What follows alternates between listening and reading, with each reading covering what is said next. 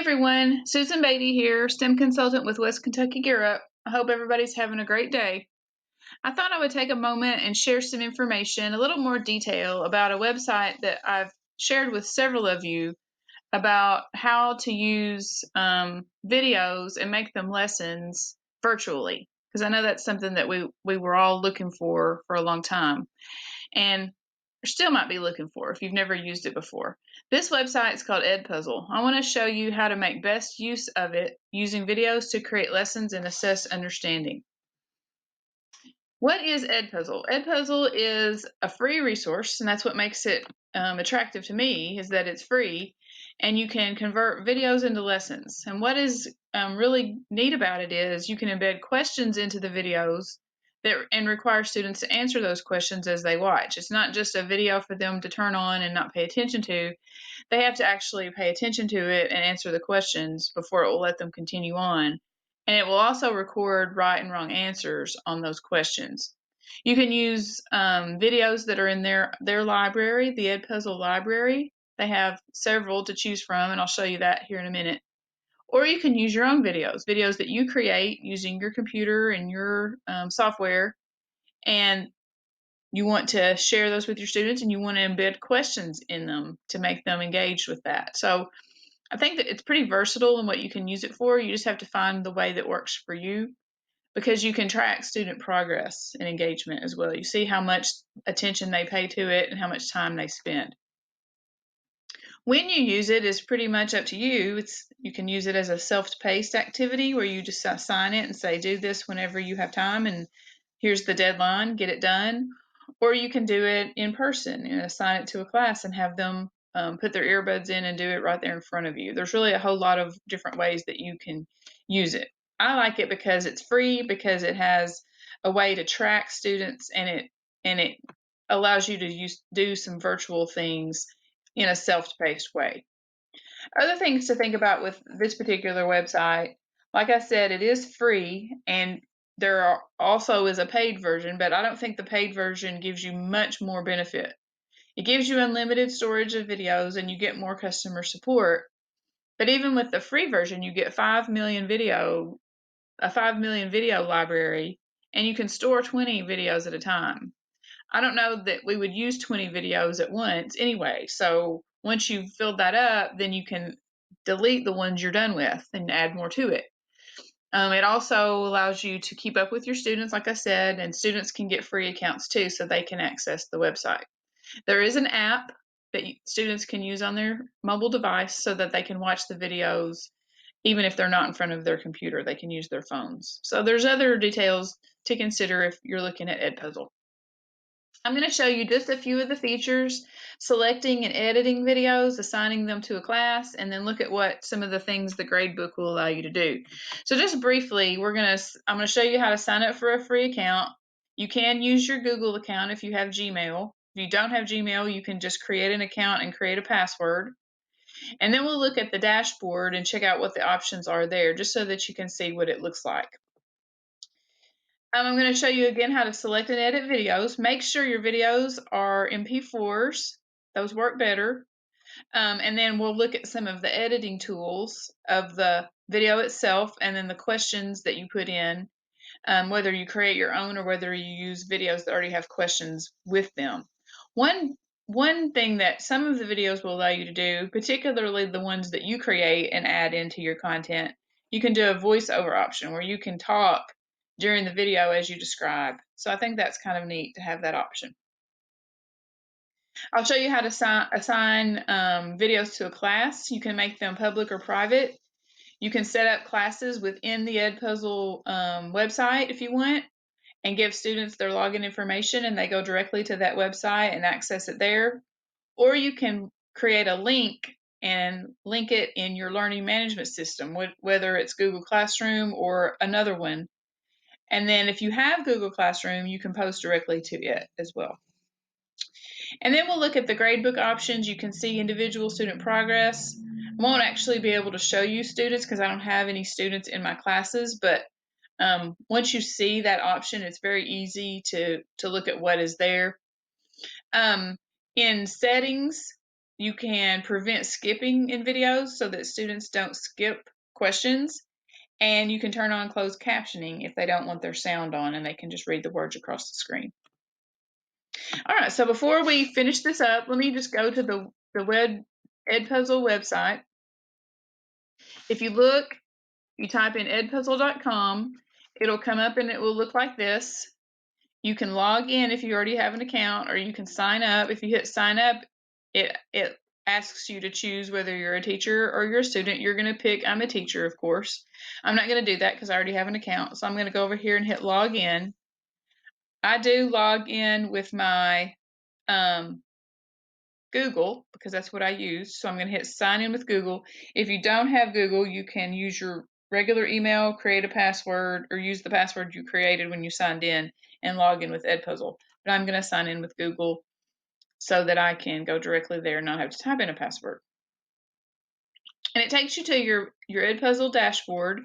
I just have a basic account. Mine's free, just like I would suggest you do. Over here on the left side, it gives you your content. Home will take you back here to the beginning of the Edpuzzle page. My content will take you to this page where you have added videos for yourself. And then it has a popular channels section where you can see you can get videos from the Edpuzzle library. You can get videos from YouTube, the Khan Academy, National Geographic, TED Talks, and a couple of other sites there that are popular. So they already have connections with those. Over here on this blue button, you can add content. You can create a video using your own computer.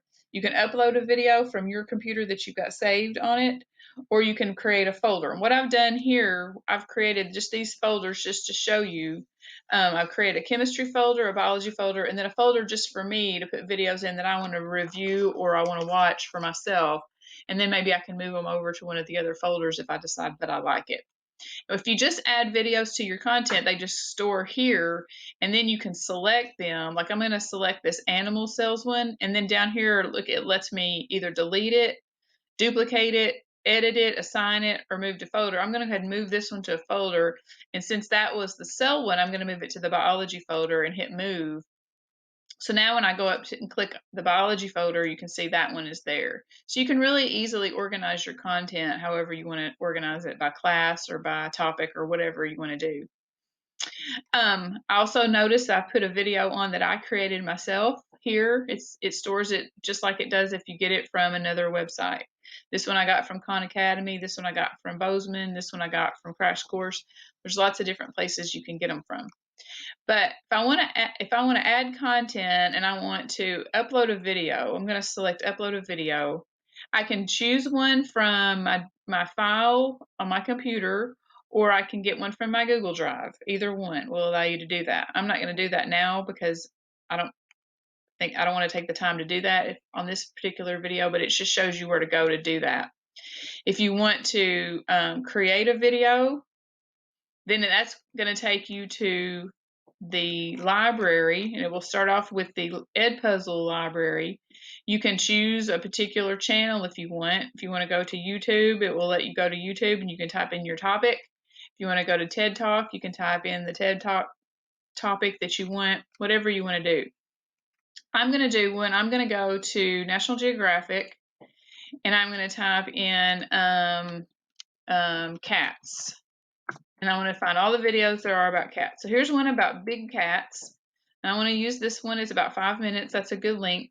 So if I click it, then it allows me to preview it if I want to. So I can watch it here before I even decide if I want to use it.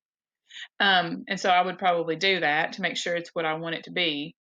It shows you down here all of the other people that have used that video and the questions that they've already put in it. You'll notice here, Nance Contreras used it and added 8 questions to it. So you could click on that one, and if you wanted to go ahead and just use their version, they've already got questions embedded in. And you can go over here and you can look at the particular questions that they have in there that they put in. And you can edit those if you want. If you don't particularly like those questions, you can change them. You can copy, then you can assign it to your class if you want. The thing about it is, if you edit it then it becomes yours. So this allows you to see what their questions are here over on the side, if you like them or not. And these little teardrop looking things represent a question. So you notice at different places in the video, they have questions embedded, and you can do open-ended questions or multiple choice questions. You can also, here are the 3 things that you can do with particular videos. You can cut them. You can make them shorter if you want. Oops, I didn't mean to hit that. Oops, sorry, I didn't mean to hit that. You can cut them if you want to make them shorter. You can move this down to where you want it to be. If you wanted to cut just the front off, or if you wanted to cut the end off, you can do that. But it will also ask you, are you sure you want to do this? I don't want to do it, so I'm going to say no. But it will allow you to add a cut, put whatever cuts you want in. And notice when I added that cut, it made 2 video segments. So it's not just one video segment anymore. I'm going to undo that because I don't want to put that cut there. All right. Then if you want to add additional questions, you choose questions, and then you can pick the kind of questions you want. You can do multiple choice, or you can do open-ended. You can also add just a note where it's not a question, but it's something you want to highlight, and maybe you want to say, pay special attention to this concept right here during this part of the video, and you can draw that to your students' attention. That's totally up to you how many questions you want to put in, how many notes you put in, and all of that. They suggest that you don't put questions in until about a minute in, just because you want students to get a grasp of what the video is about before you start asking them questions. And then also they suggest also that you don't use videos that are longer than 6 minutes for this, because they do get tiresome if you do longer videos than that. But that's completely up to you how long your videos are.